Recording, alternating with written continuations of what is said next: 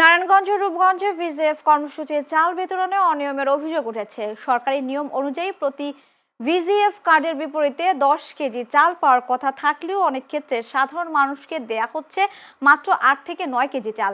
বৃহস্পতিবার তারাবো পৌরসভার 5টি কেন্দ্রে চাল বিতরণের সময় এই অনিয়মের অভিযোগ ওঠে। উপজেলার খাদ্য নিয়ন্ত্রক অধিদপ্তর জানায়, এবার ঈদের আগে উপজেলার 7টি ইউনিয়ন ও 2টি পৌরসভায় 7,774 জনকে 10 কেজি করে চাল দেওয়া হচ্ছে। তারাবো পৌরসভায় 4,625 জনকে ভিজিএফ এর কার্ড দেওয়া হয়েছে।